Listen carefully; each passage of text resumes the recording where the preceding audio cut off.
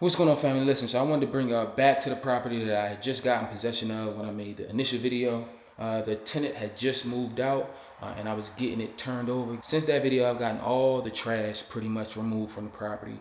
I've gotten all the carpet pulled up, and now I got some contractors coming over to start some work on the outside of the property, get the property prepped and prepared for painting and whatever like changes that need to be done. So I'm gonna have them come through. We're gonna create a supply list. We're gonna create a scope of work and really see what need to get done so I can get this property ready to get people back in here. The first time that I walked through here, we did not have any power. So I got BG&E on the phone, got the power back on, and now we can get some work done. So let me just take y'all around. There's an upstairs room. I got a 3-bedroom up here, 1 bath. Looking to get a lot done. Everything cleaned up. Got to get these floors prepped and all the nails and stuff pulled out.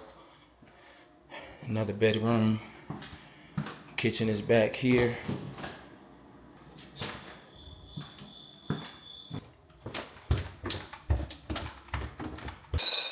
And this is the basement. This is where a lot of the money and the work is going to have to get done. So now the reason that the basement looks the way that it does is because when the tenant moved out, BG&E got shut off. The sump pump then had no power, so water was just kind of flooding into the basement. It was the summertime, it was hot, humid, mold, and then bad news after that. So I'm waiting on the contractors right now. One thing that you're gonna figure out if you get into this real estate game or just business in general, contractors don't value your time. They never on time. That's what you got to deal with, but wanted to show y'all that. I'll also show y'all around the back some work that we're gonna get done. So I don't know if you wanna put some inside right here and put And seal it. or concrete too. Okay. Substance concrete. Yeah. Right? Yeah. Yeah, you need to buy the 10 gallons for wall colors. Okay. 5 gallons for the ceiling. Okay. And 3 or 4 gallons for the cement. Okay. White color. Okay. Yeah. And for the compound we have to buy one box for this floor, and later you have to buy the floor. Okay. And the end. And the end you have to buy the floor. The floor at the end? The wood. Oh, okay.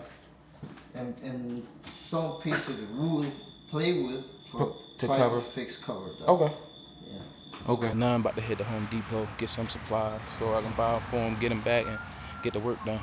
This is the day in the life of a real estate investor. You know what I'm saying? On your days off, you never off, you gotta go and do some more work. Just a part of the process.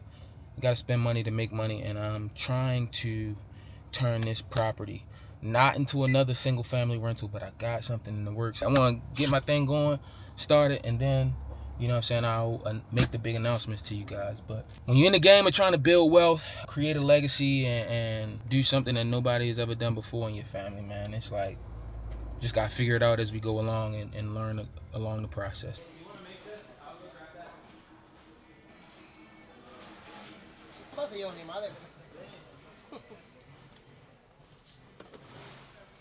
Look, I've been at Home Depot now for like an hour, and I feel like that's where a lot of frustration grows. Or I feel like the first time I went and started this real estate process, I was trying to delegate everything to other people and pay to get work done without really being there. So, you know what I'm saying, trying to provide people with the lockbox, trying to communicate via the phone. But again, I was under the misconception that as a real estate investor, you didn't physically have to be there, because that's what they said online. Like, you don't have to be there. You can build up a team, a network of people that you can work with. Listen, it don't go like that.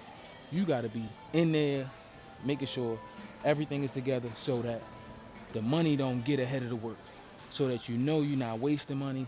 It's more like a quality assurance thing. It's not until you are a big-time real estate investor where you actually have a team. But for them, everything is by yourself. Like I told people, listen, when you get into real estate, you don't just invest in real estate. You become a real estate investor. It becomes your life. It starts to take time away from things that are important to you. But it's all to build wealth and to make money in the long run. It's not something that you benefit off of now unless you grow and scale to, you know, a lot of units, that takes time. So understand that if you're getting it into this, it's for real. What's going on, brother? How you feeling? All right. You good? I'm good. You filming me? No, I'm not. I'm filming myself. You just watching me, making me uncomfortable now.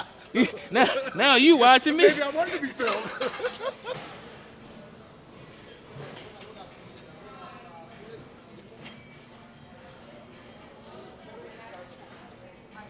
Okay. And now it's time to make a payment, guys. Let's see where we sitting at.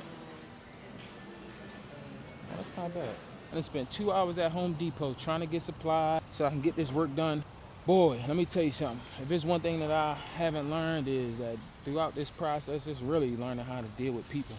On all the course, learning how to deal with contractors, learning how to deal with your workers, learning how to deal with the damn associates at Home Depot, learning how to deal with your tenants. You're starting to learn that the more money that you want to make in this world, the better you got to be dealing with people, talking to people, communicating, and understanding how to win friends and influence. You know, they say your net worth is your network.